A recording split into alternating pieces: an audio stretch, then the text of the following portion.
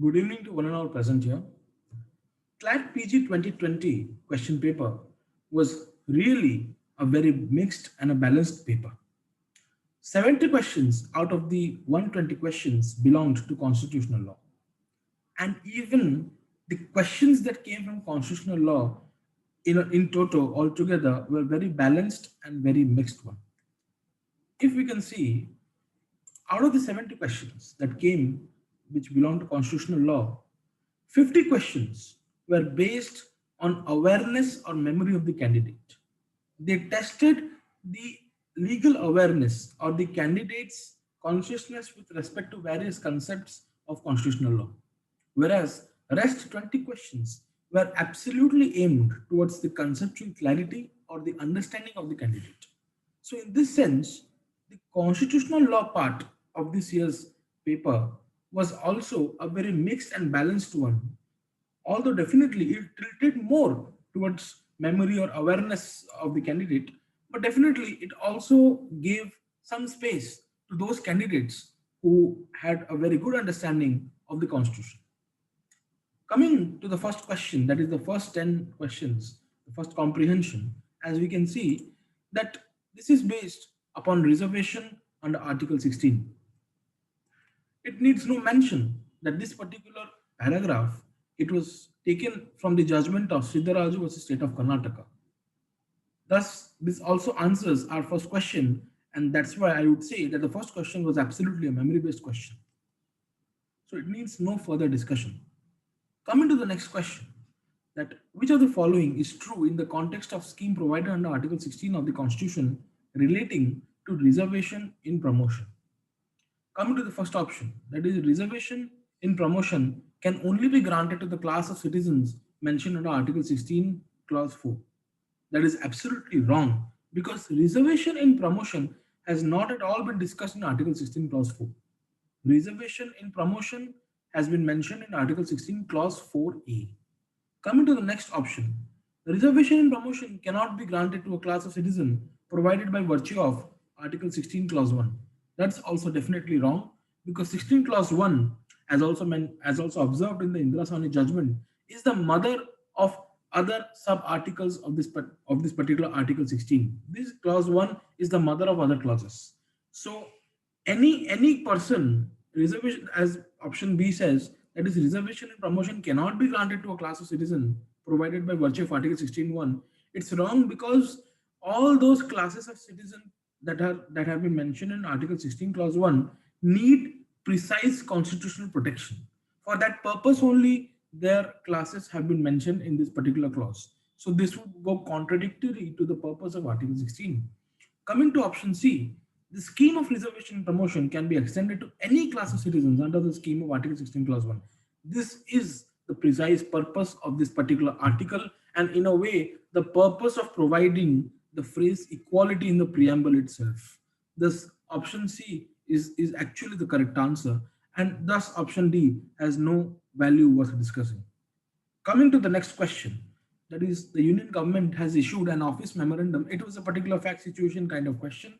And the question basically asked that whether the separate reservation to PWD candidates, if we can see that is 3% reservation, whether it violates the ceiling limit that is 50%, that particular part of the ratio of Indra Sawhney that provided that no reservation shall cross the ceiling limit of 50% subject to some exceptions. Whether PWD reservation of 3% will violate this particular rule laid down in Indra Sawhney.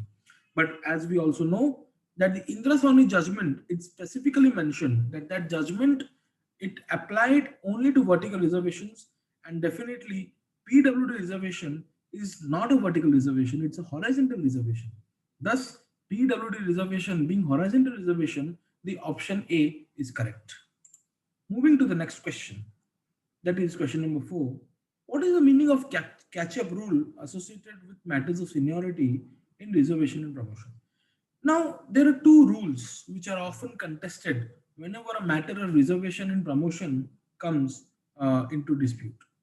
First rule is catch-up rule, and the second rule is the consequential seniority rule. And definitely, we find this phrase consequential seniority in Article 16, Clause 4A itself. Now, these two rules, even though they sound very heavy and very bulky, indeed, these are very light concepts and very basic concepts of service jurisprudence. Firstly, coming to consequential seniority. Now, take a fact situation. Uh, there are two class monitors, A and B. Then the next post to class monitor is assistant head boy of the school. And the next post to assistant head boy of the school is the head boy of the school. So there are three posts. Now, if A and B are two candidates, B is from scheduled caste and A is unreserved, that is general, and B is granted promotion to the post of assistant head boy on the basis of his scheduled caste category. A being general gets promoted to assistant head boy post after B has got promoted on the basis of reservation. So technically B is senior to A because he was got promoted earlier. So his seniority to A is a consequence of his promotion which was earlier to A. And this promotion earlier than A is nothing because is not because of anything except his own candidature of SC category. So consequential seniority basically means that the candidate's seniority is the result of nothing but his getting promotion earlier than the unreserved category candidate. So for all further promotions, that particular reserved candidate is deemed to be senior to other unreserved candidate who was actually in the same position in the junior post. That is the concept of consequential seniority. Whereas catch-up rule is absolutely opposite of this rule. That is, A, in the same case, who was the general class monitor of general category, of unreserved category, and B being a SC category student, class monitor, both are class monitors definitely. So once B gets promoted to the post of assistant head boy of the school on the basis of scheduled caste reservation, and now A also gets promoted after some time, after some months, 1 or 2 years, to the post of assistant head boy. Now both are again in the same level, that is assistant head boy post. Now, as per catch-up rule, A will be deemed to be senior to B for all purposes and all further promotions. So, in a way, A, that is the general candidate, catches up to the void, to the deficit which was created in his seniority because of the early reservation of the reserved candidate, that is B. So he catches up to that particular void, to that particular problem which was created due to earlier reservation. So he catches up to the level of the reserved candidate, and again he will be deemed to be senior for further purposes of promotion. So catch-up rule and consequential seniority rule are both opposite concepts, and definitely it needs no mention that consequential seniority is nothing but a very natural thing, a natural incident to promotion. For instance, if a particular reserved candidate is promoted on the basis of SC, ST, OBC, or EWS, and then again is said that now you are promoted, now you are no more required to be considered senior. Now again, if for further promotion, your SC, ST, OBC candidature will not be considered. That means once you get promoted, you have been uplifted. This is a very wrong understanding. It was completely rejected. This particular argument was rejected in the case of Indra Sani, where there was an argument that once a particular person gets appointment to a government post, or once a particular person gets promoted once or twice, that means that he or she has got uplifted. This is a wrong notion. The Supreme Court said that you have to see various factors like income, like social status, and also whether he has got promoted to such an extent that his social status has become equivalent to the general people. Simply promotion to one or two posts higher than the particular post does not signify that he or she has also got promoted in the eyes of society. So, consequential seniority is very much natural to the concept of promotion and reservation. This was also the ratio of the Supreme Court in the BK Pavitra 2 case. This question now, with this background and attempting question number 4, that is, what is the meaning of the catch-up rule associated with the matters of seniority in reservation and promotion? Option B is the obvious answer. That is, a reserved category candidate promoted on the basis of reservation earlier than his senior general category candidates in that particular category shall become junior when general category senior candidate too gets promoted. So because the general category candidate who was not promoted earlier, if now gets promoted, the earlier reserved category candidate who was promoted earlier, he becomes junior. Why? Because this general candidate catches up to that particular thing. Because of his catching up, he again becomes junior. This is the particular concept of catch up rule. Moving to the next question, question number 5, which is pretty much easier now. That Article 16 clause 4a provides for which of the following? Definitely consequences seniority. It needs no further discussion at all. Moving to the next question, the scheme of reservation in promotion is limited to which of the following as per text of Article 16.4a? Also, it's very simple that Article 16.4a precisely mentions scheduled castes and scheduled tribes, whereas Article 16.4 it mentions any other backward classes of citizens. So Article 16.4 is wider and Article 16.4a is not that wider, rather it is narrower than particular thing. You can also say that Article 16.4a is a kind of species and Article 16.4 is a kind of genus. Coming to the next question, that government policy of no reservation and promotion for class 1 and class 2 posts was initially definitely, as it is also again a memory based question, that was upheld in the CA Rajendra case. The correct option is option D. Moving to the next question, my dear friends. Question number 8. General Singh case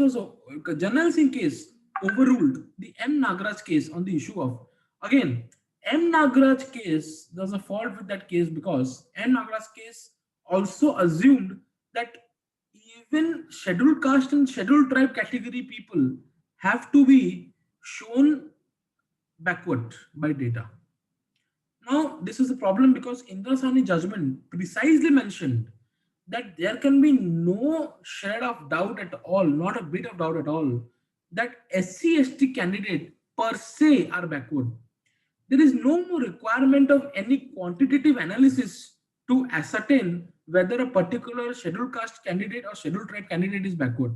The fact that he or she is a scheduled caste candidate or is a scheduled tribe candidate, it itself signifies that he or she is backward.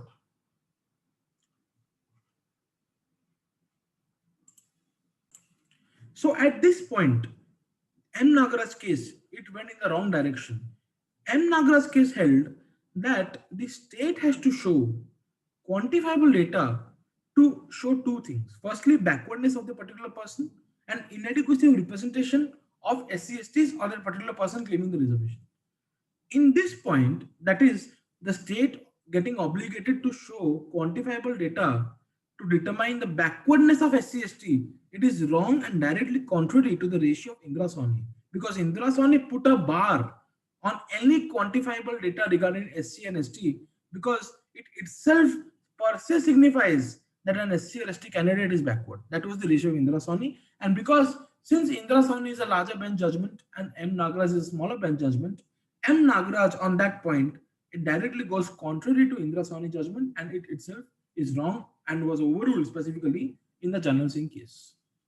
Now coming to the next question. So the correct option is option B, definitely. Coming to the next question, question number 9. Creamy layer concept is applicable to what? A, all reservations, B, SC/ST reservations, C, OBC reservation, D, only horizontal reservation. There is again a dispute with respect to this, because Indra Sawhney case, it precisely mentioned and said that the fact that a particular person belongs to scheduled caste or scheduled tribe, it itself per se signifies that he or she is backward. There is no further requirement to do any other inquiry as to whether he or she is backward or not. But again, in the light of this particular ratio in the Sawhney judgment, the correct option seems to be C, because then criminal concept cannot be applied to scheduled caste or scheduled tribe. But recently, in the judgment of Janal Singh, Justice Nariman specifically held that criminal concept should also be applicable to SC and ST and is applicable. Rather, his words were not in the form of a suggestive sense like should or shall. Rather, he held it that criminal layer is applicable to SC and ST, and creamy layer is applicable to each and every person, doesn't matter whatever reservation may be, because creamy layer itself signifies that that person does not need reservation anymore. That was the logic of Justice Nariman.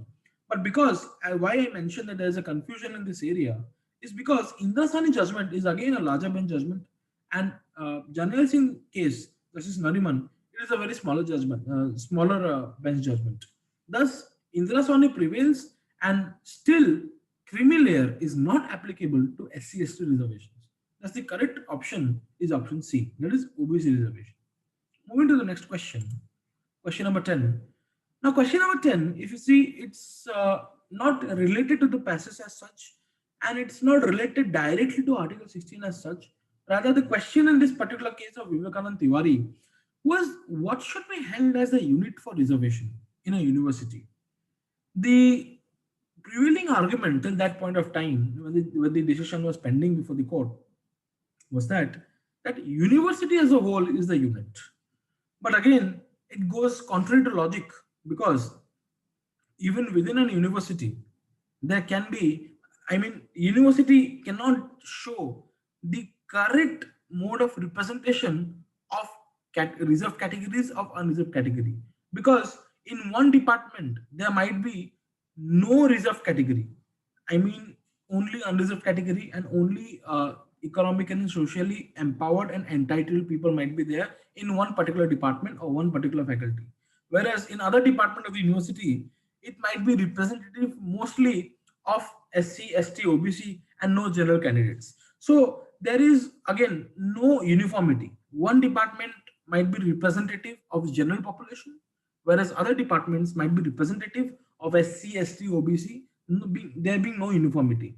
So for a SC, ST person who wants to get admitted or who wants to work in a department which is mostly constituted of general category people, this will defeat the purpose there. If department of the university is not held as a unit of reservation, then departments might get segregated. Departments might become blocks of society. That is, one department being representative of scheduled caste, one department being representative of scheduled tribe, one department being representative of the general population. That is the entitled elite class of society. So the court acknowledged this problem, and the Honorable Supreme Court held that no, department of the university is the correct unit to adjudge and ascertain whether a particular representation is there or not. And thus, accordingly, departments are the building units, are the building blocks of the criteria of deciding the criteria of reservation of a particular university. So with this, we finish with the first comprehension, and honestly, on an honest analysis, this comprehension was not that difficult. And with the basic knowledge of Article 16 and the judgments of Indra Sahni, M. Nagaraj, and General Singh, one can easily solve this comprehension.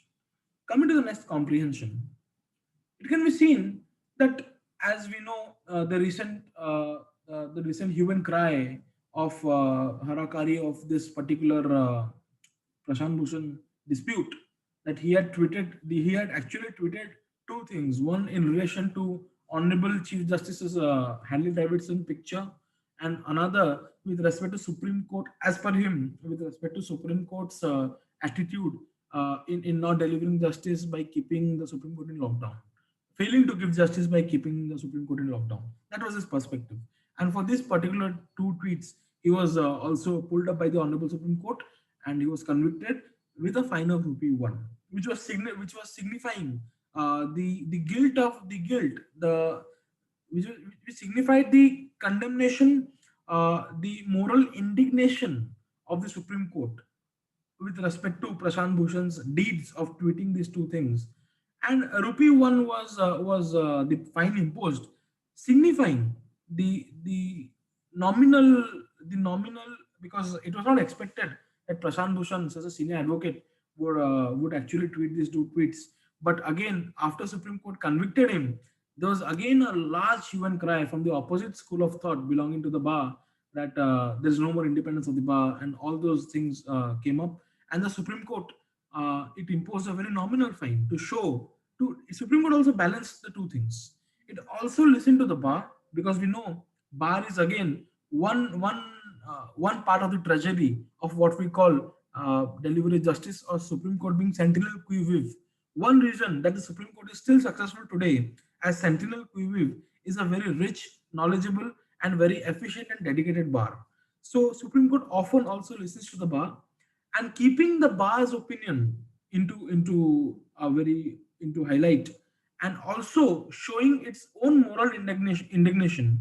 Supreme Court gave a very balanced judgment. It convicted Prashant Bhushan and also imposed a very nominal fine, keeping the word of the bar. Now, this was basically the particular my particular opinion of Supreme Court's judgment and conviction. But this passage, as we see, this passage signifies Prashant Bhushan's his own opinion, his own perspective on what he did, and his own perspective on the response of the Supreme Court on what he did. So this is a very good passage. Actually, it also reiterates the particular lines of our father of the nation, Mahatma Gandhi, when he was also called in the court to surrender because of his quote unquote uncharitable attitude towards the then British government. So these are all matters of past. Coming to the passage and coming to the questions of this passage were actually majority of these questions were memory based, and they wanted to test the awareness and memory of the candidate. So none of the questions I would say, barring one or two, it tried to test the conceptual clarity of the candidate. Coming to question number 11, the first question of this particular passage, it was a very raw question, what we say, having no interpretation, having no requirement of any analysis, having no requirement of any involvement of the candidate. It was black and white. What is the cause title of the case? That is option A, definitely the correct answer. This was a very memory based question. Coming to the second question, that is question 12. The source of power of the Supreme Court to take so much cognizance of contempt of court has been provided under which of the following? Definitely the answer is option C. Because option C, that is Article 129, Article 129 says that the Supreme Court shall be a court of record, and contempt power is derived from this status of the Supreme Court being a court of record. Similarly, Article 217 also provides that the High Court shall be a court of record. So, this contempt power, that is, since a particular High Court or a Supreme Court is a court of record, that is, it's just precisely to quote the words of Dr. Ambedkar, the chief framer of the Constitution. He said that the judgments, orders, decrees of the court, of the Supreme Court and the High Court, are of evidentiary value, are of referral value. That means that can be referred to in other courts. This signifies that Supreme Court and High Courts are courts of record. And since these courts are of such high stature and high status, their any contemptuous act against these courts, against the authority or dignity of these courts, is actually a very serious matter, and the person shall be taken to task. That's why Article 129 and Article 217 have constitutionally provided a protection to the Supreme Court and the High Courts to enable them to function efficiently. And thus, Article 129, as the answer is very much right, that Article 129 is the root, is the source of the power of the Supreme Court to take so much cognizance of contempt of court. Coming to the next question, that is question number 13. It is which of the following could be a valid defense for the contender in a contempt proceeding against him? Now, these options are very close. If you see option A, statements are bona fide fair criticism without attributing motives to judges.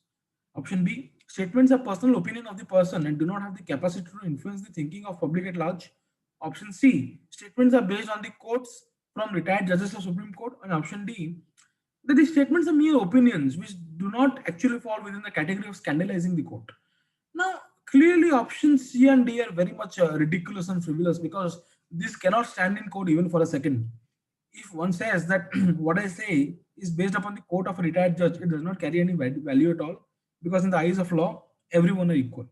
Now, option D says statements are mere opinions which do not fall under the category of terms scandalizing the court.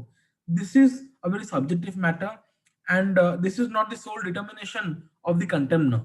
The court has to decide that whether it is scandalizing or it is not scandalizing the court. And the fact that it is mere opinion, it does not matter at all because opinions because ultimately, as we know, that truth is a valid exception to contempt of court. But again, there has been a dispute that which truth, that ascertaining of truth is also a very disputed matter and a very contemptuous matter and a very contentious matter. So option D, we say as the statements are mere opinions, thus they are not scandalizing the court. This is also a very frivolous option. Option B, statements are personal opinion of the person and do not have the capacity to influence the thinking of public at large. Now, this is again a very subjective option because firstly, it depends upon the status of the contemner. If the contemner is a person upon whose statement Supreme Court takes cognizance of contempt, that means that person definitely is not a person who can't influence people. That person being a person who has disclosed something on the public platform, it doesn't matter whether he can influence or he can't influence. The moment a person says something in public platform, that is deemed to be published in law, and the moment the statement is published in law, that has to satisfy the requirements of decency, of morality, of not defaming anyone, and of also conforming to the authority and dignity of courts. Thus, option B is also not the correct answer. Therefore, option A is the correct answer. That is, statements are bona fide, fair criticism without attributing motives to judges.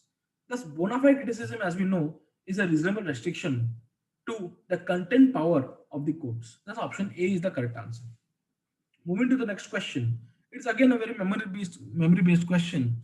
That is, the particular line that contempt jurisdiction should not be used by judges to uphold their own dignity. In the free marketplace of ideas, criticism about judicial system or the judges should be welcomed so long as criticisms do not impair or hamper the administration of justice.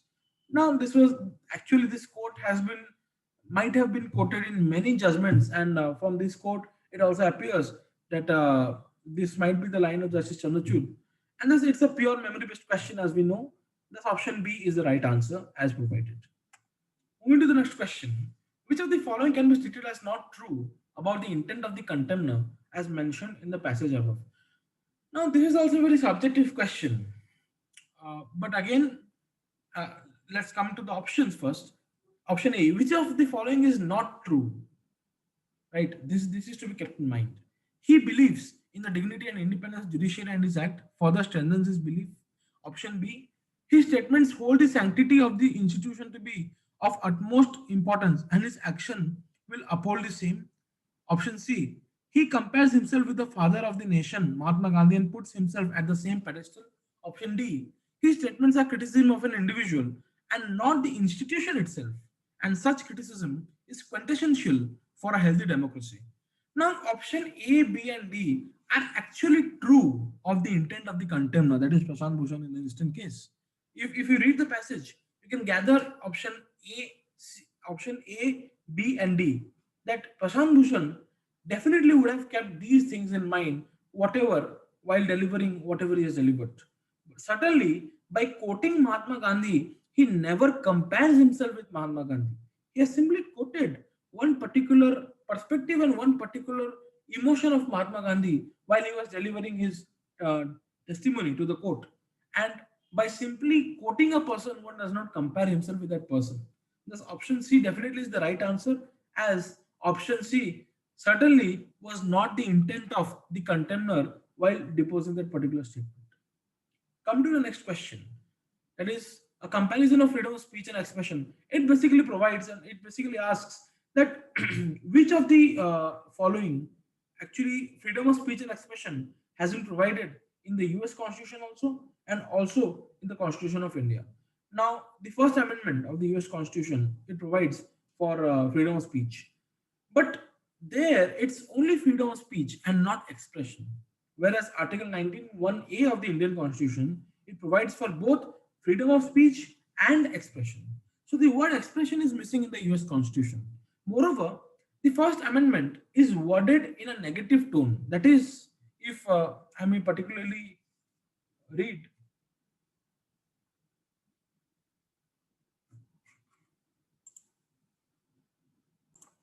if I may particularly read, the First Amendment provides that Congress shall make no law respecting an establishment of religion, or prohibiting the free exercise thereof, or abridging the freedom of speech or of the press, or the right of the people peaceably to assemble and to petition the government for a redress of grievances.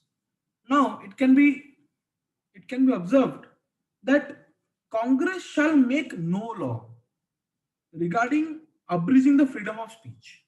So it is couched in a negative tone, whereas Article 19(1)(a) provides that, if I may precisely read it, that all citizens shall have the right to, and 19(1)(a), that is to freedom of speech and expression. So it is couched in a positive term, in a positive tone. So on two counts, that is, firstly, the word expression is missing in the US Constitution, whereas it is present in the Indian Constitution. And secondly, that the US Constitution is couched in a negative tone, whereas the Indian Constitution is couched in a positive tone with respect to freedom of speech and expression. These 2 points make it clear that the correct option is option C. That is, the idea of freedom of speech and expression is much broader in India as compared to that of US Constitution. Moving to the next question. Question number 17. Which of the following cases is not related to contempt of court as a restriction to the freedom of speech and expression under Article 19(1)(a)? Now, again, it's a very theoretical question and very memory-based question. So the answer is option D. Subramanian Swamy versus Union of India. Question number 18 also is again a very memory-based question. So the correct answer is option B. No, there is no need of further discussion in this question. The next question is again a very memory-based and a very actually it's a typically memory-based question. That is, Justice Krishna Iyer, in which of the following judgments, observed that normative guideline for judges to observe in contempt jurisdiction is not to be, again there's a question, which particular attitude, that is hypersensitive, provocative, emotional, or sensitive. What of the following emotions, even where distortions and criticism oversteps the limitation? It's a particularly memory based question, and thus it's not expected. This is actually a very odd question, because anyone who has given a very hermit's eye to this particular judgment can only answer the question, because it is completely judgment related question. Coming to the next question, that is question number 20. It's again, this particular question is only a conceptual question in all the questions in relation to the present passage. That is, late Arun Jaitley in Parliament had said that Supreme Court is destroying the edifice of Parliament brick by brick. Another member responded by saying, transparency in judicial appointments is required as half the judges in the country lack integrity. Are these statements contempt of court after Prashant Bhushan 2020 judgment? The correct option is definitely option D, because these statements are made in parliament, and statements made in parliament are privileges of the parliament, thus they are protected. As we know that even a common man who goes to depose before a parliamentary committee, even all his words are also covered within the privileges of parliament, and whatever he says is protected by parliamentary privileges. Thus, it is the floor of the parliament rather than the personality of the member of parliament. It is actually the floor of the parliament that carries with it the privileged platform and the privilege with it. Thus, whatever is said on the floor of the house it's get covered within the parliamentary privileges, and it can't be questioned in any court of law. Coming to the next passage, which is related to privacy. I'm sorry. As we know that privacy judgment, that is Justice K.S. Puttaswamy judgment, has been asked in various examinations, and definitely it's also worth asking, because that particular judgment was again a watershed change in the concept of Article 21, and it reiterated the concept of Article 21 in new terminology. Precisely, Justice Chandrachud's conceptual understanding of Article 21 was actually reinforced in this judgment, and this judgment served as the edifice for various other jurisprudential developments in relation to Article 21, precisely to say that the Navdesh Singh Johar judgment, the Joseph Shine judgment, uh, various other judgments like the recent one, Anuradha Basin judgment, which is also the next question, and various other judgments in relation to Article 21. So, coming to the first question of this particular passage, that is the above passage is from which of the following judgments? Now, here the trick which is actually useful here is elimination of the option. Now, we definitely know that case Puttaswamy is the judgment from which this passage is borrowed. How to eliminate the options? Firstly, here it is the test of the awareness of the candidate. The candidate must be aware that 2017 was the year in which two landmark judgments came. Firstly, triple talaq, and secondly, privacy judgment. And that too, both were delivered in the month of August. One on August 22nd, another on August 23rd. So, the moment a candidate remembers that 2017 is the golden year, the other two options, that is option A and option D, automatically gets cancelled. Now there's a need of elimination between B and C. Now, if a candidate knows that this judgment was delivered in August, it certainly logically follows that SCC Volume 1 will never be made for judgments delivered in August. That definitely signifies somewhere either 2016 November, December or 2017 January or February. Definitely, the option then remains, that is option C, because volume 10 will definitely cover judgments delivered in July, August, September. Thus, this is the trick of elimination that is useful here. And this is the trick which I also used in getting this answer correct. So, moving to the next question. Which of the following is directly related with the central idea of the passage mentioned above? Now, here also there's a trick of elimination, as we think that right to privacy of an individual being part of right to life, the extent and scope of ordered liberty as a tenet of liberty under Article 21. Option C, right to life of an individual apart from mere animal existence. Now, anyone who has read jurisprudence of Article 21 definitely would have encountered this particular frame, that life is not mere animal existence. So, right to life of an individual apart from mere animal existence is covered within the central idea of Article 21, which is again the idea of the passage above. So, option C is getting covered. Now, option A, right to privacy of an individual being part of right to life. This was also the issue of Puttaswamy has reported everywhere. So, option A is also covered. The moment option A and C is covered, B is automatically eliminated, and A and C are also eliminated, because the moment two options are covered, all the above is the ultimate answer. So A, B, C gets eliminated and D is the correct answer. Moving to the next question, question number 23. The above passage mentions, now here this is a memory based question in this beautiful passage. Until now these two questions were actually good, but this 23 number question is actually a very memory based question and memory oriented question. So this, it's not worth discussing as such. The option is option B, that is Justice Holmes. Moving to the next question. The above passage makes a mention of the judgment delivered by Justice Rajgopal Iyengar. Which of the following judgments is in context here? Again, if you see the passage, if you give a reading to the passage revolves around the concept of surveillance. And we know that, I'm sorry, I'm repeatedly changing the slides. Okay, now it's correct. Yeah.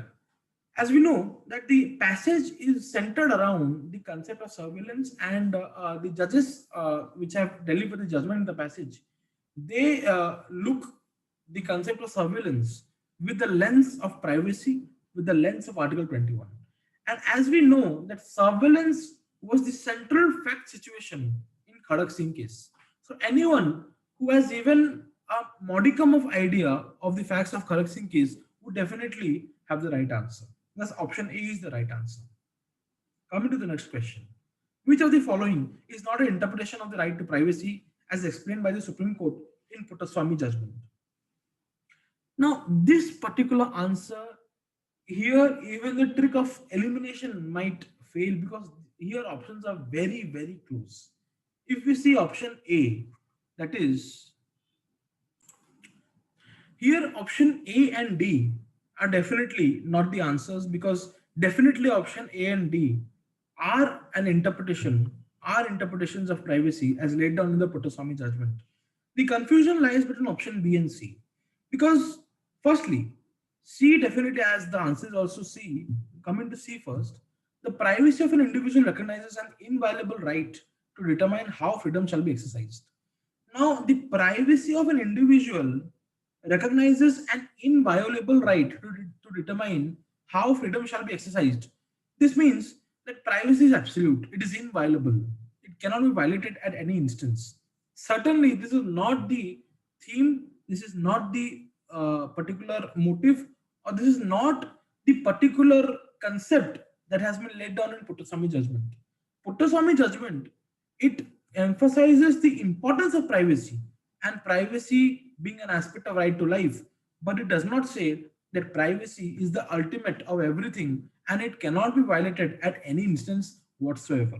That is not the ratio, that is not the concept laid down. But again, the term inviolable here also the students might also take it as this, that inviolable in the sense that it is so sacrosanct that it is not violable, that the privacy of an individual is central to his life. The students might not necessarily take it as as meaning that it is not violable at any instance. They might take it meaning that it is not ordinarily violable because it is so sacrosanct, because the judgment has quoted so much authorities, it has gone into so much jurisprudence, that one might also get the notion that the Supreme Court is trying to emphasize that privacy, if not the ultimate, is actually the major constituent of a self, of an individual, and thus any aspect which is a major constituent of a particular person is not to be violated easily. So this is a particular subjective notion of option C, which might create confusion in the mind of students, and thus option C might get confused with option B, because option B also, the intersection between one's mental integrity and privacy entitles the individual to freedom of self-determination. Now, this again is a very general statement, and it has also these kind of statements like self-determination, mental integrity, and privacy. These are also laid down and emphasized in other judgments which have focused on privacy, and thus it is not peculiar to the Puttaswamy judgment necessarily.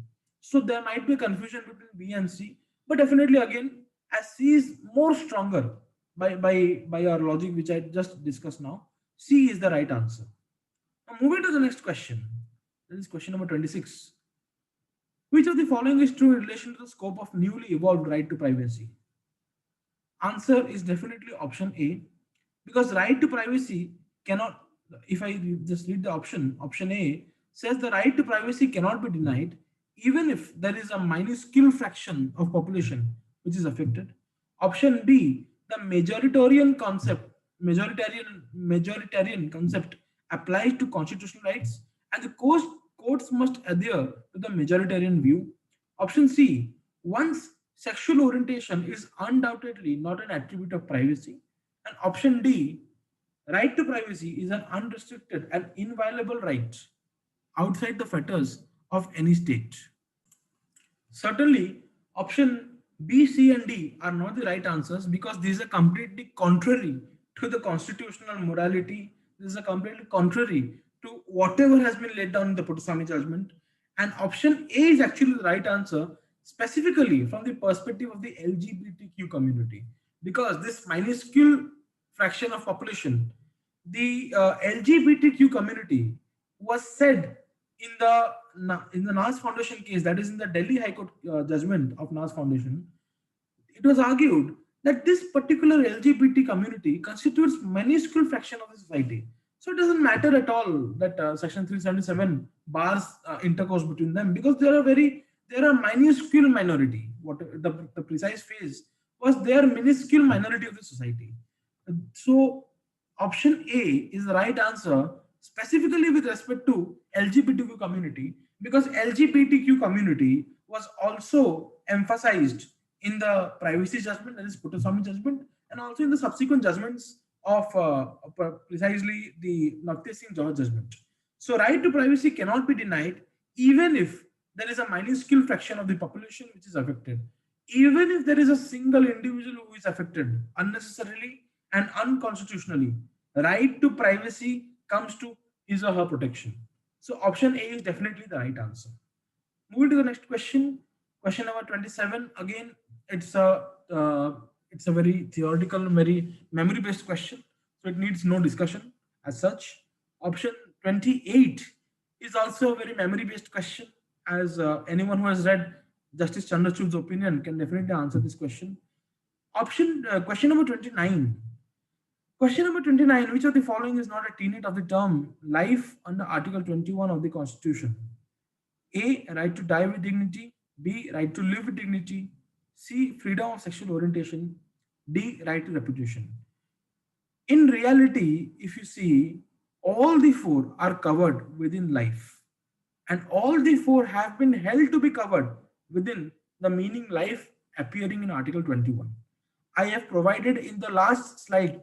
If I may just go to the last slide, you may see.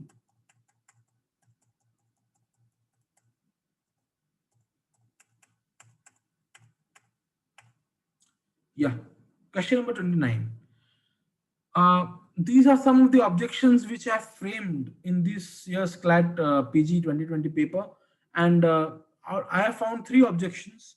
In two objections, the answer given by the CLAT, which I feel is incorrect, and one question, that is question number 29, the question itself is framed incorrectly, because all the options are covered within the word life appearing in Article 21. If you see, right to reputation is covered within Article 21, held in Subramanian Swamy case, and other three options also, that is right to die with dignity, is covered in the case of is covered within Article 21 as laid down in the case of Common Cause versus Union of India, that is the euthanasia case. The right to live with dignity has been laid down in a curtain of cases, including the Puttaswamy judgment itself, and freedom of sexual orientation has been, I would say, not emphasized, I would say repeatedly re-emphasized in the judgment of Navtej Singh Johar versus Union of India. So again, Joseph Sain's judgment also. So if I may go to the previous slide, definitely you can peruse through this particular slide, the last slide after the video gets over.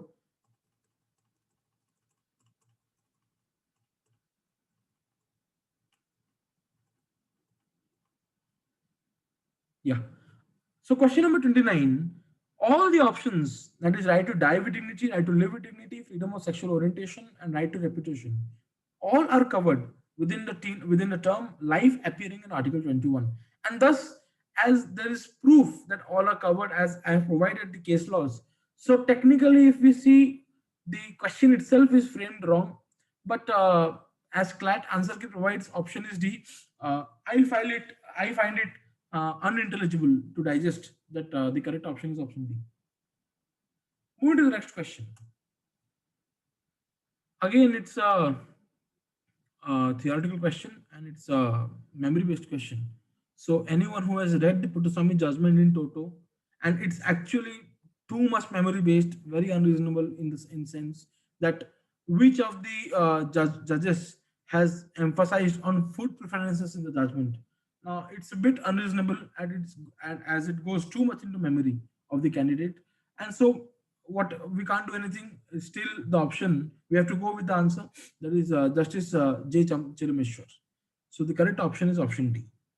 So moving to the next comprehension, we have completed till now three comprehensions down the line. Moving to the next comprehension, and I find this comprehension is actually a very interesting one, which pertains to the judgment of Anuradha Bhasin versus Union of India. If you see, this was the judgment which focused on the state of affairs in the state of, in the, sorry, not state anymore, in the UT of Jammu and Kashmir after the 370, the repealing of Article 370, and precisely the state of affairs pertaining to the internet availability there and the network availability there. So this particular passage relates to that judgment. So the answer to the first question of this passage directly is Anuradha Bhasin, option B. No discussion is required further. Moving to the next question, that is question number 32. The above passage discusses about proportionality in the context of which of the following issues? Now, definitely, the correct option is option C. It reads as the extent of restrictions to be imposed by state on the exercise of fundamental rights. Now, other options, if you see, the limitations of state action sanctioned under the Constitution. This is also, if I may not say correct, but it's also appropriate in the sense that it mostly covers the main impugned issue that was contested in this particular case. But option C covers it better. That's why, when compared with option A, that is limitations of state action sanctioned under the Constitution, option C gives a better picture of the dispute of this case, that is, the extent of restrictions to be imposed by the state on the exercise of fundamental rights. Thus, option C is the right answer. Moving to the next question. In the above passage, the court expresses the limitations on application of all or nothing approach to the fundamental rights. Which of the following statements truly explains such limitations? Now, if we see option B, now before going to this answer, I would just like to discuss for 1 minute around the dichotomy of jurisprudential perspectives that was discussed in the judgment precisely by Justice Ramanna. Justice Ramanna quoted on the one side the famous philosopher, the modern day American philosopher Robert Nozick, and on the other hand, the philosopher Robert Alexey. So, on the one hand, Nozick, Nozick's jurisprudence was focused by the Supreme Court, which centered around the rules theory, whereas Alexey's jurisprudence was quoted by the Supreme Court, which centered around principles theory. If I may clarify better, Supreme Court quoted Nozick's rules theory in the sense that, as per Nozick, one rule, when comes into conflict with another rule, one has to give way to another. There can't be a balance, right? Nozick said that fundamental rights are rules and they are ends in themselves. Public interest is another rule. So, public interest is a rule by itself and is an end in itself. Fundamental rights are rules in themselves and are ends in themselves. Neither one is a means to achieve the other. Both are different ends and both are strict rules. When one conflicts with another, one has to go absolutely, and or in other words, one has to give way to the other absolutely. There can't be a balance, something of this and something of that. Alexey's principles theory, as elaborated by the Supreme Court, that the moment when we say a principle, that means principle essentially means value, a particular value or a particular notion. Any value which exists in this society, no value is so much rigid or so much watertight that it can't get adjusted with other values, because value per se means subjectivity, value per se means a perspective oriented thing. So value is not that watertight compartment which can't be mixed, molded with other values or other notions and give rise to a different value altogether. So values inherent characteristic is flexibility, whereas rules inherent characteristic is rigidity. This was the dichotomy which was presented by the Supreme Court in the particular case. And the Supreme Court said, supporting the principles theory, that is, so the court relied upon the principles theory of Robert Alexey and held that one value has to be balanced with another value, and the notion that one has to give way to the other absolutely and completely is not in tandem with the constitutional morality of the Indian Constitution. Thus, the Supreme Court relied upon the principles theory of Alexey rather than the rigid rules theory of Nozick. Now, coming to the answers, the options. That is, the application of Part 3 is subject to interest of majority and it overrides the rights of an individual. It's absolutely wrong on the face of it. Coming to option C, the fundamental rights of citizens are secondary and authority of state over it is primary. It's also wrong. Option D, The above approach is suitable only for American Constitution as no limitation on rights is mentioned in the text of the Constitution. This is also definitely wrong, as we know that even though no limitation is mentioned in the Constitution, the Supreme Court, the American Supreme Court, has definitely interpreted various limitations through judicial interpretation. Thus, the option B is absolutely the right answer. That is, the state may act in derogation of fundamental rights of people to achieve a higher public good and social equilibrium. Now, coming to the next question, in which of the following cases the Supreme Court held the right to access internet is protected under Article 19 of the Indian Constitution? As the answer obviously goes, that is A. Anuradha Bhasan versus Union of India. Coming to the next question, which of the following state actions passes the proportionality test? Now, if you see, if you apply the proportionality test as laid down in the Anuradha Bhasin judgment, that is, firstly, there has to be a legitimate state. Firstly, there has to be a law which backs the particular state action. Secondly, there has to be a legitimate state aim. That is, the state's aim must be constitutionally legitimate. Third, the state's particular measure that has been adopted by the state should be less restrictive and should be equally effective. It has to be both. It has to comply with lesser restriction possible so as to give importance to fundamental rights of the people and also be equally effective. There has to be balance there also. And fourthly, proportionality itself. That is the ultimate balance which has to be done. So, when we see the options upon this pedestal, upon this proportionality test as laid down by the Supreme Court, one can see that option B is the best answer. That is a slowdown of internet speed in a state affecting the right of free speech and expression and trade, business, and occupation. Moving to the next question. Which of the following is not an essential validating the restrictions imposed upon exercise of fundamental rights? The correct option is definitely option D, that is consequence which the restriction would ensue after its application.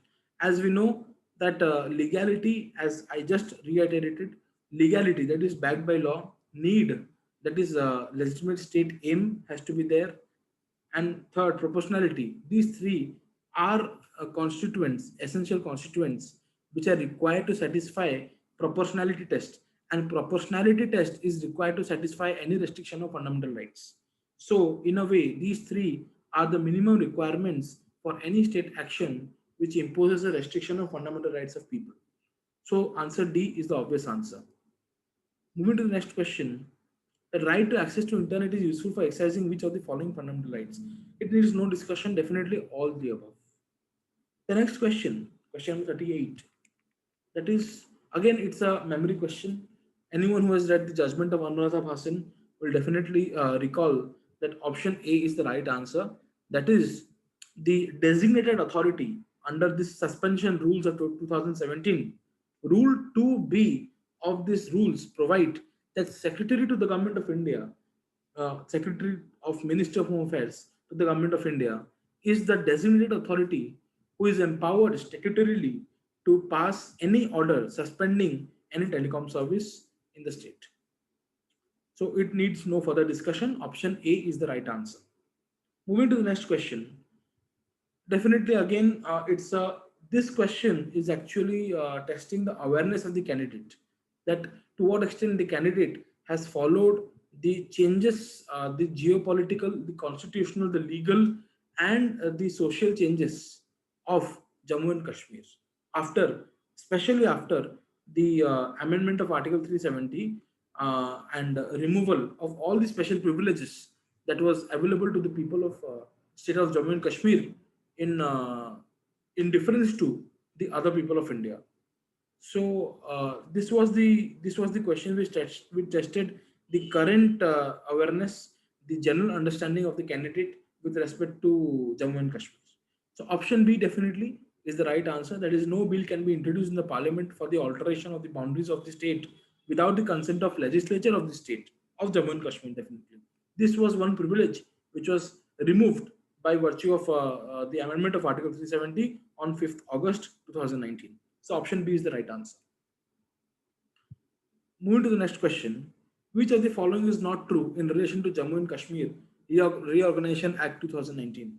Definitely, the Act has amended Article 4 of the Constitution. This is not true, definitely. And this is again a memory based question.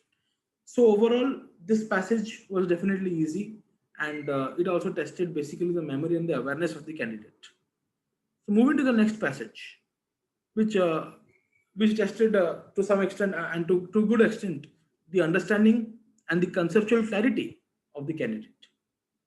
If we see the first question, the passage actually, if you see, it refers to the doctrine of legitimate expectation, and as we know, that the genesis of this particular doctrine of legitimate expectation, which is inferred from Article 14, was laid down in the case of Union of India versus Hindustan Development Corporation. So, if we go straight away to the questions, which of the following statements cannot be identified as a limitation upon the doctrine of legitimate expectation? Definitely, if one goes through the passage, one can understand that doctrine of legitimate expectation, the moment it was inferred from the genus of Article 14, it no more remained a simple procedural propriety or a simple procedural facility. It gained its stature of a fundamental right in the fundamental right in the sense that a minimum the legitimate expectation became a minimum requirement of state action. There is no state action which breaches legitimate expectation of the people can be said to be valid. So, legitimate expectation became a new threshold for all state actions to remain constitutionally valid. Thus, definitely legitimate expectation is not only procedural but also substantive, and thus option A is the right answer.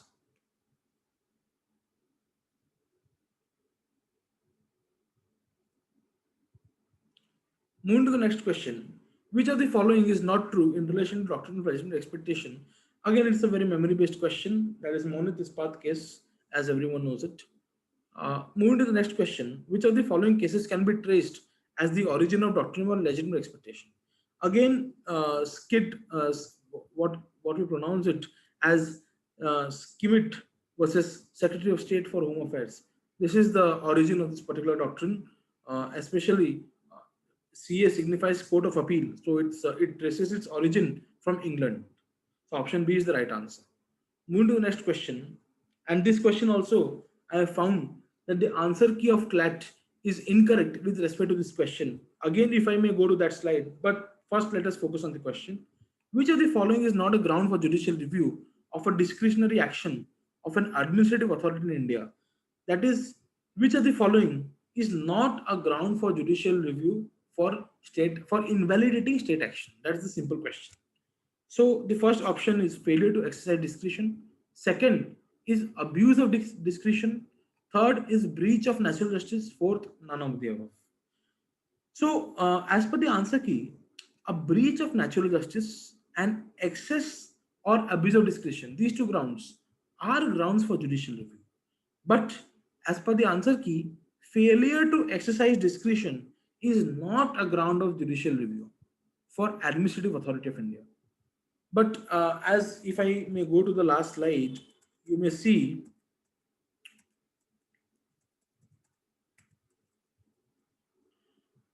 question number 44 that precisely there are two judgments and that too of the Supreme Court. First is Puttabur Company versus Ken Commissioner, and second is State of UP versus Maharaj Dharmendra Prasad. In these two judgments, the Supreme Court has clearly laid down that failure to exercise discretion is equally a valid ground for judicial review, as is abuse of discretion, excess use of discretion, or even breach of natural justice. So, failure to exercise discretion is a valid ground for judicial review, as has been laid down by the Honorable Supreme Court in various decisions, specifically these two which I have mentioned. But as per the CLAT answer key, option D, that is none of the above, is I submitted as none of the above, but as per CLAT answer key, failure to exercise jurisdiction is not a ground for judicial review, and thus at this point, I am at a difference with the CLAT answer key, and I submit it to your conscience and your understanding. As I've also provided the judgment specifically, you may also go through the judgments, that these judgments very clearly specify that failure to exercise jurisdiction and failure to exercise discretion is a very much valid ground to exercise judicial review of administrative action. So moving to the next question. Which of the following statement is true in relation to empty formality theory of principle of natural justice? Now, here option A is definitely not the answer, because it's clear that the plea for not following principle of natural justice is not sustainable on ground of empty formality. This is wrong because empty formality is a well recognized exception to natural justice. But again, exception cannot be the rule, or exception cannot become a routine excuse or a routine justification. This can be cleared when we compare B and C, which are very close. B says that the plea for not following the principle of natural justice is sustainable on the grounds of empty formality. So, if one administrative authority argues that the reason why he or she did not follow natural justice is because it would have been simply an empty formality. So, it's a valid plea. B says this, and it's also the right answer. Now, why C is not the right answer? Because C also more or less also points the same meaning. That is, the empty formality affords a legitimate ground for avoidance of principle of natural justice.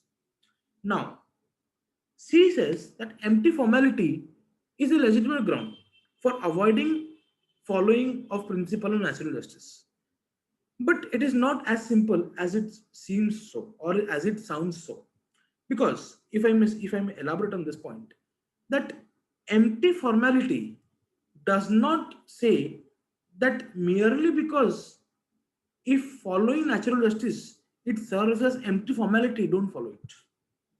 Option C says that where following natural justice results in empty formality, so it's legitimate ground that in every case where natural justice amounts to empty formality, in every such case, not following natural justice is good or is legitimate. This is not the case. What the case is that if you have not followed natural justice, and if following it would amount to empty formality, then you are safe from liability. Your action will become safe from being invalid. That means the law does not inspire, or the law does not encourage you to follow empty formality. The law always encourages following the principle of natural justice, even in the case of empty formality. But the moment you fail to follow it because of empty formality, the law does not impose any sanction, or the law does not make it invalid. In other words, here law does not encourage a thing which it appreciates. Here, natural justice is appreciated by law. Here, natural justice is a minimum requirement of a of law of state action. So, law says that in every case where there's a requirement of natural justice, don't see whether it is empty formality or not. You have to follow it, even if it's empty formality. But if in case you fail to follow it, and it also seen that if you would have followed it, it would have been simply empty formality. Okay, no problem. You will face no sanction, and your action will still be valid. But that does not mean simply because it will amount to empty formality, you don't take the burden, you don't take the onerous burden of disposing and discharging your duties of natural justice. You have to do it, even if it's empty formality. But once you do not do it, or you have failed to do it, and it turns out that if you would have done it, it would have been simply empty formality, there's no problem. So I guess it's clear that why B is the right answer and C is not the right answer, although both revolve around the same thing, that empty formality is a well recognized exception of natural justice. But simply because Law does not encourage empty formality as an excuse for natural justice.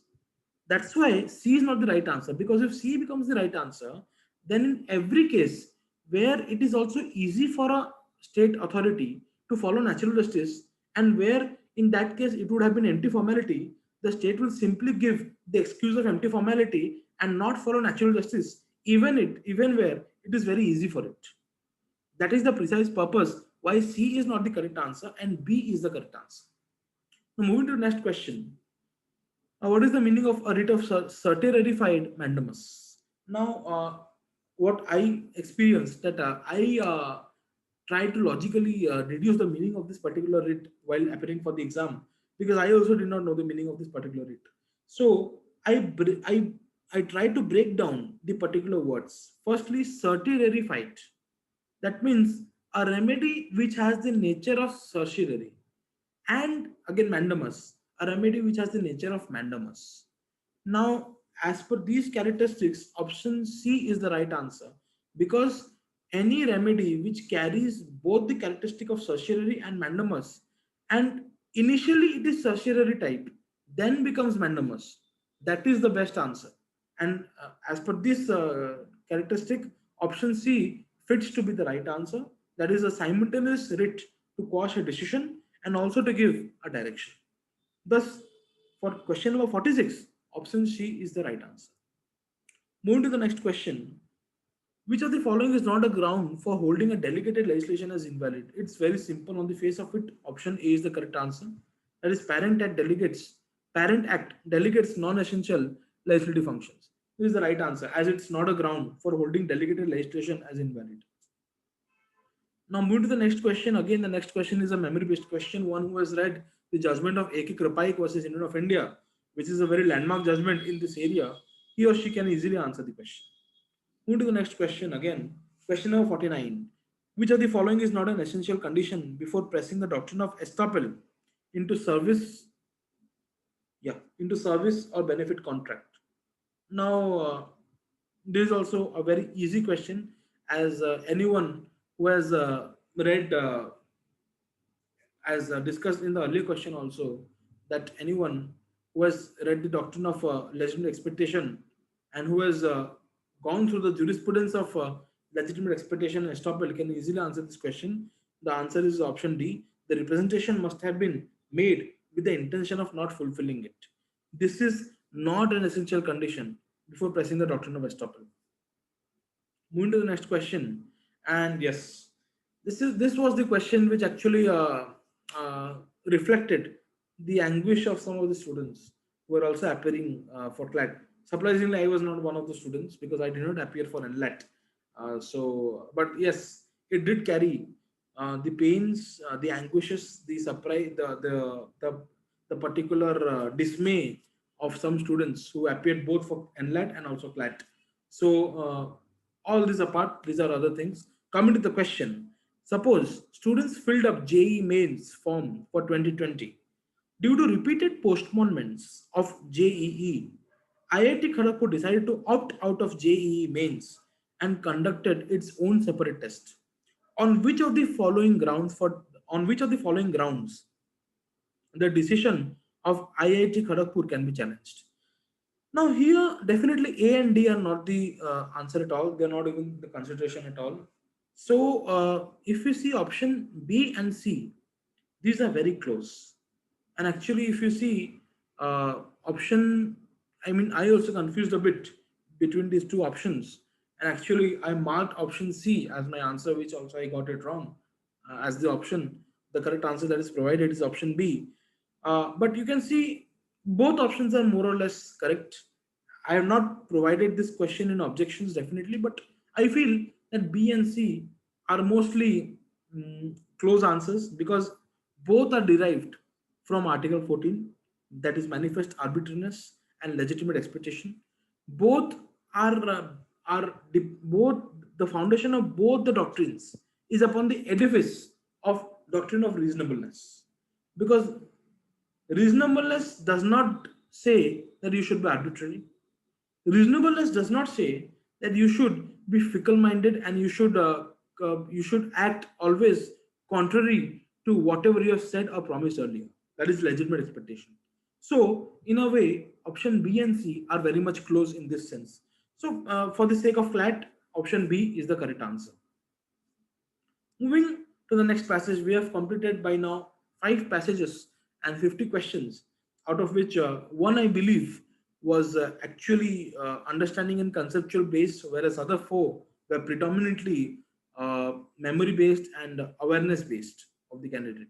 Awareness of the candidate. It was based upon that particular criteria. Now, moving to the next passage. Yeah, now, this passage is actually a very tedious passage, and it was very, very much heavy, especially when I was appearing this paper. I didn't go through this passage at all, and by simply observing the questions, I came to know, I gathered that these questions have been taken from the judgment of In Re Shantibhushan case.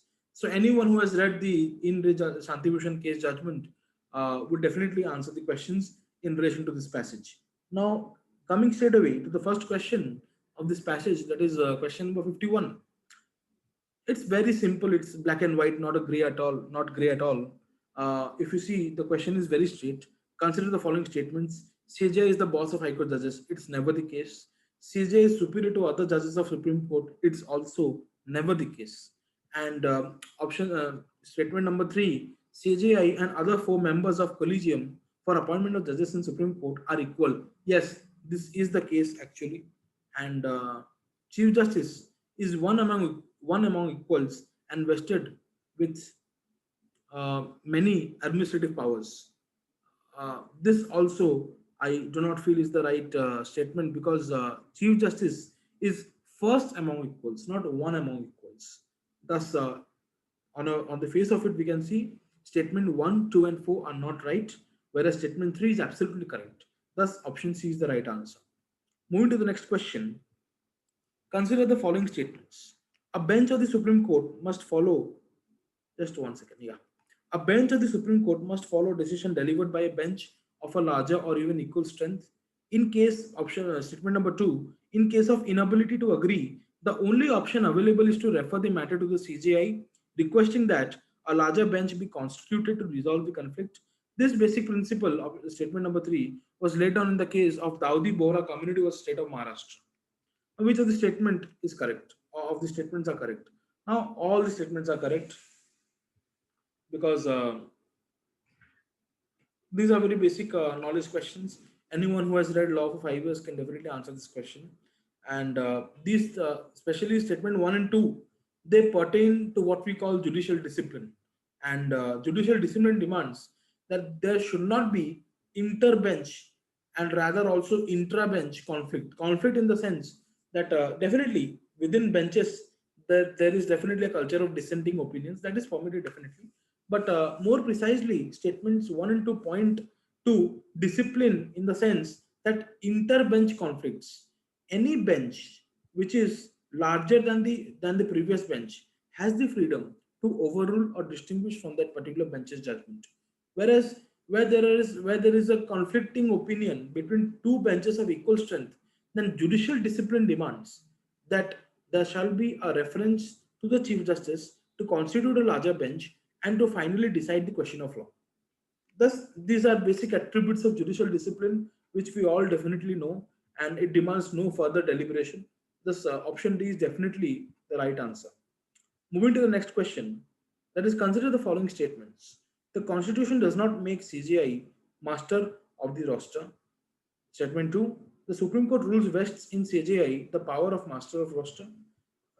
Statement 3, the Constitution of India read with Supreme Court rules vests in CJI power of the master of rules. Statement 4, the power is neither given by Constitution nor by Supreme Court rules. It's just a convention. Now, if we see, out of all these statements, statement 1, 2, and 4 are actually overstatements, in the sense that statement 1 says Constitution does not make CGI the master of roster. Specifically, definitely, Constitution does not make CGI the master of roster. But yes, definitely, one can say that, yeah. If you see, although the constitution does not specifically provide that CJ is a master of the roster, but again we have to understand the concept of master of roster. Master of roster is nothing but an administrative mechanism. That is how to allot the cases, what is the mechanism to decide what number of benches are to be there, who shall constitute what benches, what number of benches, types of benches, and also some preferences like some cases relating to senior citizens, women, and sexual assault cases shall be decided early. Also, as also mentioned, the Shanti Bhushan judgment, that precisely the Ashok Pandey judgment also, that even considerations like a junior judge shall be rotated in various benches so as to get a very multifaceted experience of judicial adjudication, and also various other considerations at stake are also there. So these all are things which constitute a particular roster, and how to allot cases and to which types of benches and to what number of benches. So these all things and considerations are covered, and this administrative mechanism is run by the master of the roster, who is the CGI. So this is a judicial conception which has no direct origin in which has no direct mention in the constitution itself, and thus the constitution does not, as statement 1 says, the constitution does not make CGI the master of roster. So the constitution definitely, this statement is actually true. If you see, the constitution nowhere makes CGI the master of roster. The constitution, wherever it has conceived Chief Justice of India, it has conceived Chief Justice of India in a judicial sense, and at most in the administrative sense it has conceived only with respect to appointment of judges. With respect to daily working of the courts and mechanism, the constitution is silent, and that's why in Article 145 it has given this power to Supreme Court to frame the rules. So the conception of CJI as master of roster and Chief Justice of every High Court as master of roster, it bears its origin not in the constitution but in the Supreme Court rules. So constitution nowhere makes CGI the master of roster, and thus statement 1 actually is correct, that the constitution does not make CGI the master of roster. But because in the option only 1 is not there, or 1 and 2 is not there, so technically uh, 1 we have to treat as not the correct answer of this question. Now coming to 2 is definitely the right answer. As I said, that the conception of CJI as master roster bears its origin from the Supreme Court rules and not the constitution itself. So 2 is definitely the answer. 4 again is not the answer at all. It can't be said that the power is neither given by constitution nor by Supreme Court rules. Definitely the power directly does not bear its origin from constitution, but it directly bears its origin from Supreme Court rules. And since the authority to frame Supreme Court rules bears its origin from constitution, so statement 4 is actually too extreme, and simply saying that it's just a convention is also a very understatement. So 4 is not the right answer. 1, although the statement is right, but for the purpose of the question, this is not the right answer. 2 is the right answer. So if we see, not considering 3 even, since 2 is nowhere except option B, and 2 is definitely the answer, so option B is the right answer. Moving to the next question. Consider the following statements. A judge of Supreme Court can be removed from his office. This is again a very simple question. That if we see the statements, a judge of Supreme Court can be removed from his office by the Parliament. A judge of Supreme Court can be impeached from his office by the President on the recommendation of Chief Justice of India. The removal of Supreme Court judge is based upon 2 grounds: proved misbehavior or incapacity. Now, if you see, statement 1 or 2 are incorrect on the face of it, and statement 3 is right. So option C is the correct answer. Moving to the next question. Question number 55.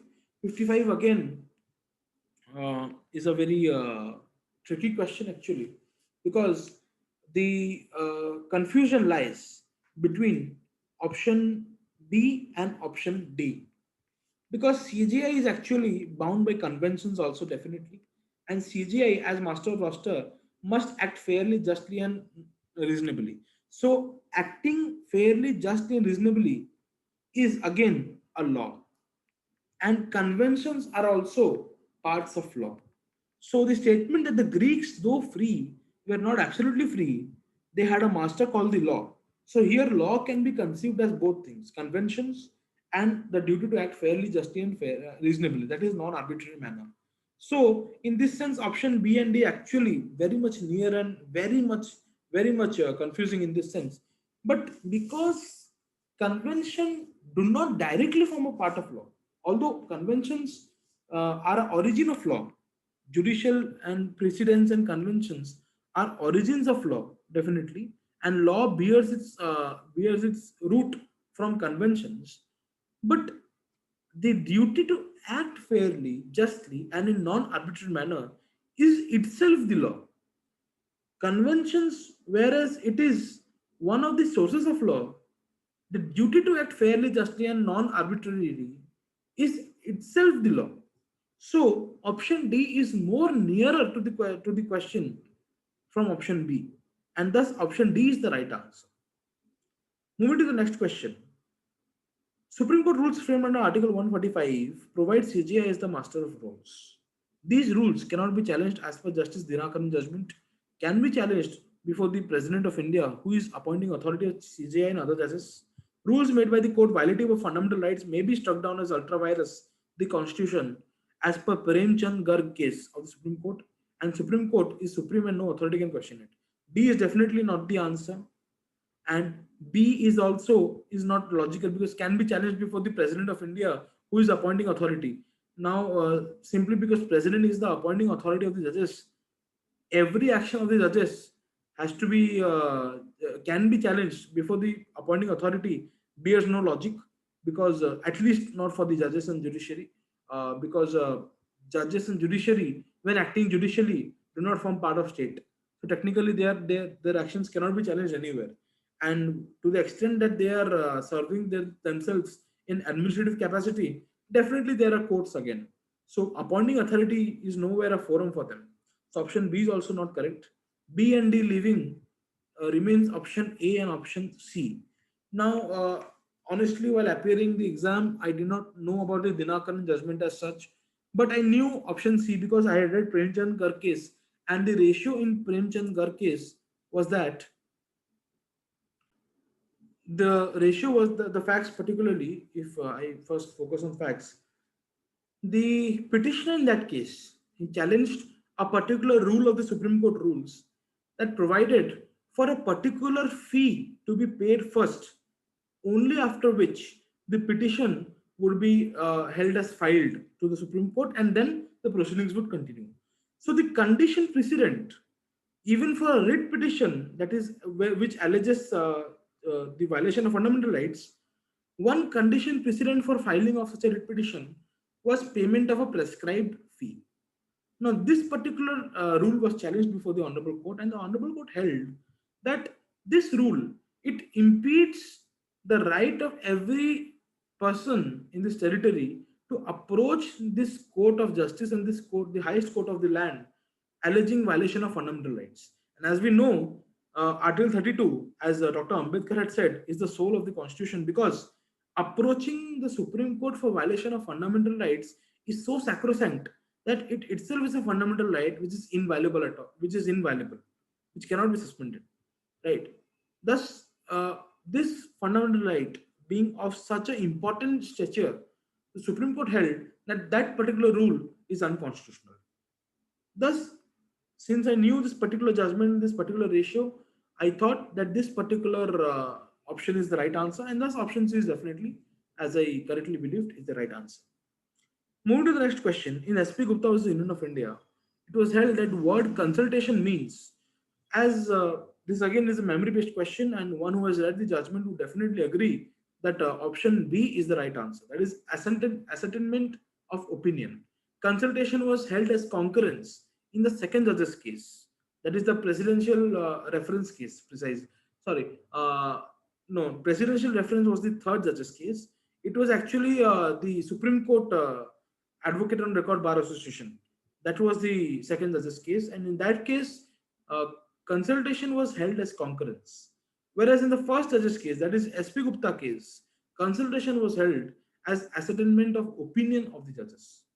So option B is the right answer. Move to the next question. Again, per incurium means definitely judgment given against the law, a contradictory judgment, the judgment contradictory to the settled law. That is per incurium, or which has not taken into consideration settled law and has given a judgment contrary to the settled law. So there again, it's very simple. It's a legal jargon. Now coming to the next question, that again it's a very memory based question, and definitely chief justice is an institution in himself, was definitely observed in the case of Ashok Pandey versus Union of India. Moving to the next question, chief justice was held to be a master roster who alone has prerogative to constitute bench. Yes, this was held in the case of Prakash Chandra versus Union of India, and this was an appeal from Rajasthan High Court, and I guess I guess it's a Rajasthan High Court judgment. I'm actually forgetting this thing, but this judgment bears its origin to Rajasthan. So either it was Rajasthan High Court judgment or it was appealed from Rajasthan High Court judgment to the Supreme Court. So this was the basis upon which even Shanti Bhushan's judgment, the Indra Shanti Bhushan case, was also laid down. This was the basis of the judgment. This was indeed the basis of the concept of master roster. So this judgment is the right answer. That is option A. So, friends, till now we have analyzed around 60 questions of constitutional law which came in this year's paper, and six comprehensions. And so, moving to the last comprehension and the last 10 questions, which were from constitutional law directly, if we go here, yeah, uh, that is the triple talaq judgment. And as I said earlier, that again, it's a 2017 August judgment, and it was actually unexpected because 2017 triple talaq judgment and privacy judgment have been asked multiple times in multiple exams. So again, no problem, because it's again it has laid down a very crucial step towards the rights of women. And as we know, it was in pursuance of this judgment only that the recent triple talaq bill, and now it has become law, that also came into force, which punishes and penalizes the pronouncement of the triple talaq, and also it provides for the for the for a concept, for a right of the divorced woman, which is known as subsistence allowance. Basically, it's maintenance only, but it has been given another name, that is subsistence allowance, and that is to be given by the magistrate, keeping into consideration the requirement of the woman, the vulnerability of the woman, whether any minor children are there or not, and the income status of the husband, etc. And that is again subject to the maintenance provided. If the woman has already approached to some forum and has got maintenance in award, so that is subject to that particular maintenance award. And these are the particular provisions of that particular act. No need to go there. Definitely, we have to focus on this particular comprehension and this particular question, which has been taken from the Shaira Banu versus Union of India judgment, that is famously called the Triple Talaq judgment. Moving to the, I honestly believe, because I did not go for with I did not go through this passage till this time. I was tackling with time to manage my completing my paper. So, and since I had read the full judgment in toto, so I thought that even a bare perusal would cost me much heavier right now. So I did not go through the comprehension in entirety. I just gave a glimpse, and I got the particular theme of the comprehension, and I for marched with the paper. So coming to the question, that is the first question of this last passage of constitutional law. That is question number 101. The name of which of the following judgments has been replaced by one in the passage above? Now, definitely, Shamim Ara versus State of UP was a judgment in 2002, which actually held for the first time that triple talaq is actually a particular practice which is not Quranic, which is outside Quran, is improper, unreasonable, and arbitrary. Precisely the word arbitrary was not mentioned, but it was found to be unquranic and outside religious religious permissible activity. It was not found as per the religious tenet. It was not found as per Sharia. So this was the first judgment, which was a trailblazer in this direction, and it initiated a new thinking that it at least invited judicial new thinking in this area, that triple talaq perhaps lacks religious sanctity, and since it's also unreasonable, it lacks legal sanctity. This was the particular theme of that particular judgment, that is Shamim Ara versus State of UP 2002 judgment. So option B is the right answer. Moving to the next question, which of the following legislations has been replaced, uh, that is by two in the passage above? Definitely the Muslim Personal Law Shariat Application Act 1937. That was also the impugned legislation in this particular judgment of Shaira Banu. Moving to the next question, the Supreme Court Constitution Bench, led by Chief Justice J.S. Khear, gave a landmark judgment in Shaira Banu vs. Union of India. Consider the following statements. Now, friends, if you see, yeah, Chief Justice J.S. Khear's decision, along with Justice S. Abdul Nazir, concluded that despite many findings, the practice abhorrent, the Supreme Court does not have the power to strike it down. Statement 2, the five-member bench was divided 3 to 2 on the matter. The dissenting opinion instead called for an injunction on the practice of triple talaq for 6 months, while also prodding, prodding the legislature to take up the matter. Statement number 3, the majority struck it down with two judges holding it arbitrary and third judge holding it un-Islamic. And statement 4, the majority verdict was given by Justice Rohinton Nariman, UU Lalit, and Justice Chandrachud, DY Chandrachud. So since I read the judgment, it can easily be gathered, and anyone who has read the judgment, he or she can easily gather that statement number 4 is absolutely incorrect, and it was not Justice Chandrachud, rather it was Justice Nariman, Justice Lalit, and Justice Kurian Joseph, who were in majority, and the minority were Chief Justice, then Chief Justice J.S. Khear and Justice Abdul Nazir.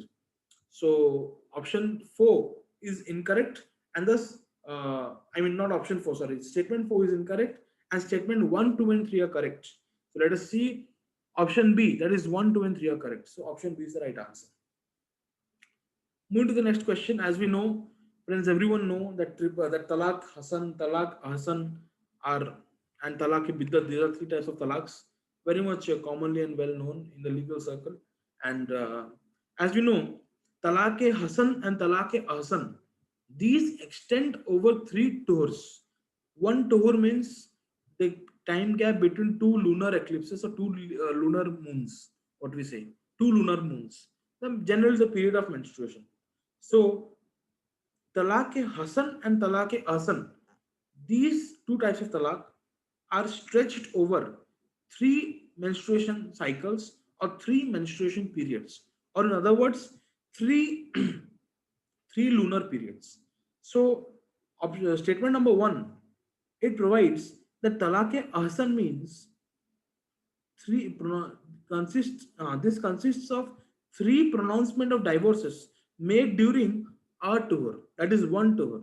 Here itself it is wrong, this statement is wrong, because talaq asan is also covered, it also covers three tours, that is three menstruation cycles. So if you see, without wasting further time, only one A is the right answer, and definitely statement 1 is incorrect, and rest 3, if you give a reading, are definitely correct. So option A is the right answer.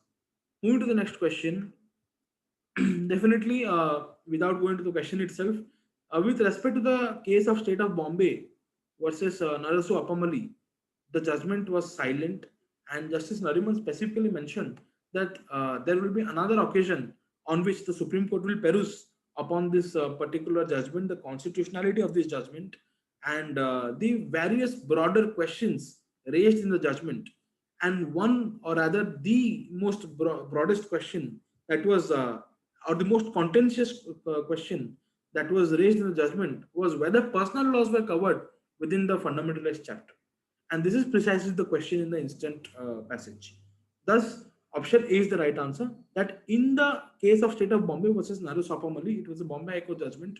It was a two-bench judgment. That is, the then Chief Justice M.C. Chagla and his what we say his disciple in a way, famously called Justice P.B. Gajendra Gadkar.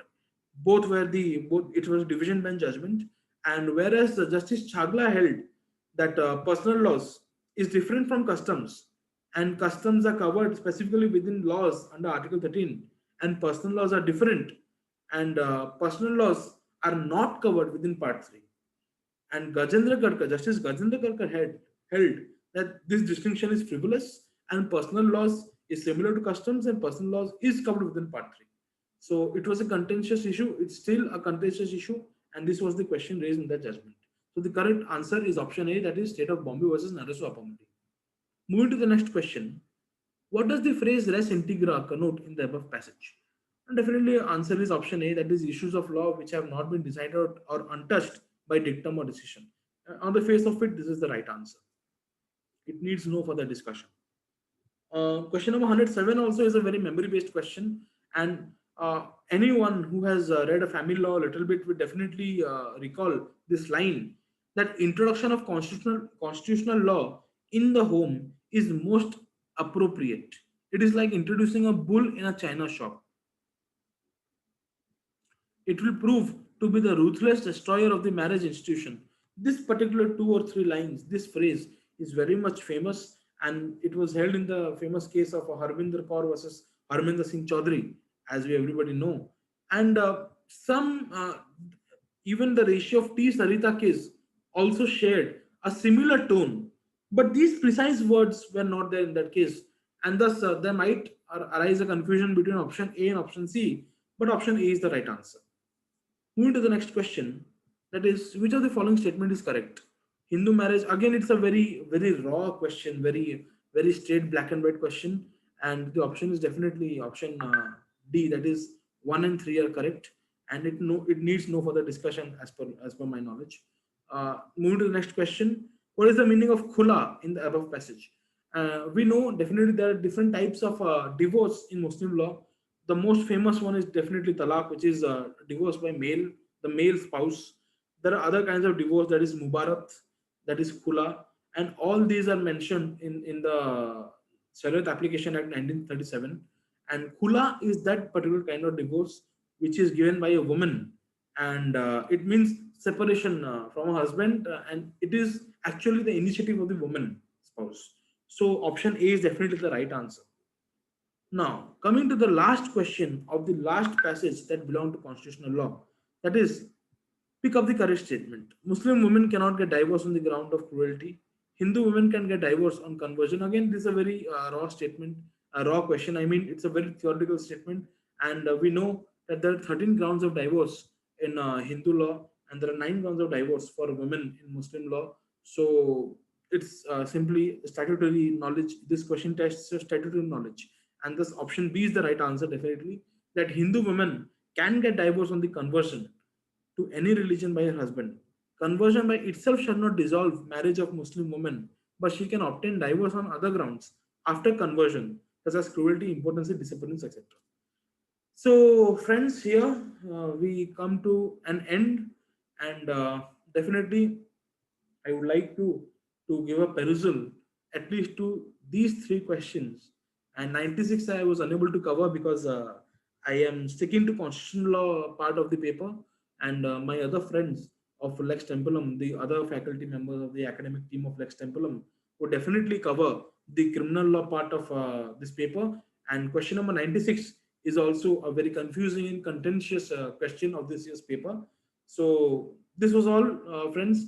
Overall, I would say that this year's paper was actually a very balanced paper, and anyone, as we know, that the moment sample paper came out, we all began from a new zero. We all began from a new race line. No one was there in the middle or near the finish line. Everybody was brought to a new race, beginning line of the new race. So we all rushed towards reading judgments, humongous judgments, making notes, and solving comprehension problems, which were focusing on various courts of various judges of various landmark judgments.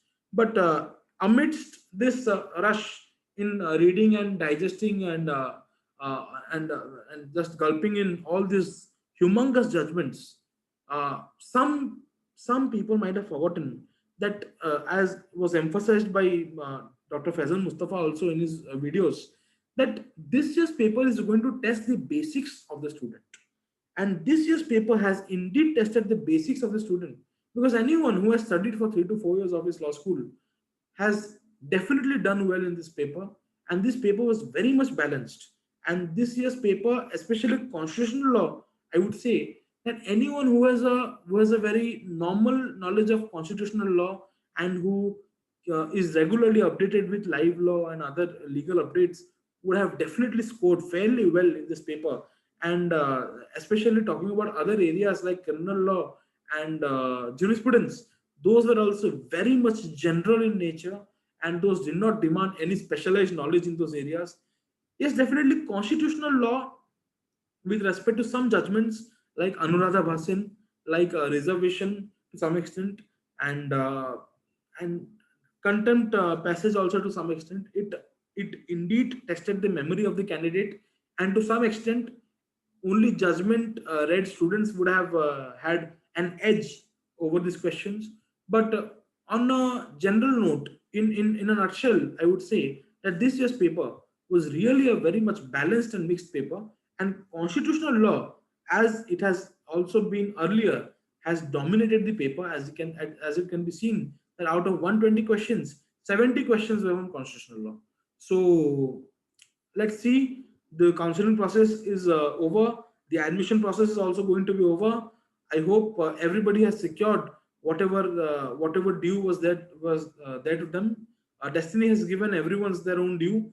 And I would also uh, try to we the team of Lex Templum will definitely come up with new strategies, new tricks to solve questions. And this is only just the mid of October.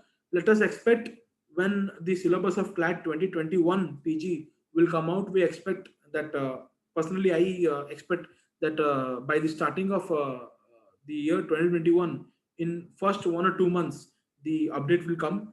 And definitely I would recommend, lastly, I would suggest that don't try to, as I've said in many forums, that students used to solve AKGen questions, and students used to solve like Duki books, AKGens, and they used to solve 1000, 1500 questions of each and every subject, and used to think that they will score well in CLAT.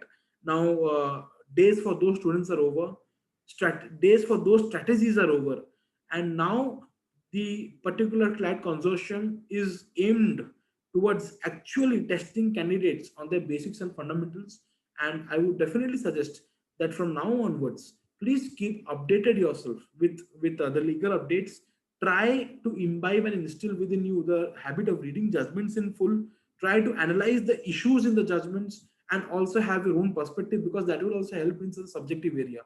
Thus, I would just end with this suggestion, and definitely we will be connected. We will come with new updates. We will also start our regular classes. I would also recommend you to go through the Lex Templum's website, see all the courses, and also subscribe to the courses as per your own convenience. And definitely, Lex Templum is the best platform for you, which will enable you to enhance your preparation for CLAT PG 2021. Thank you.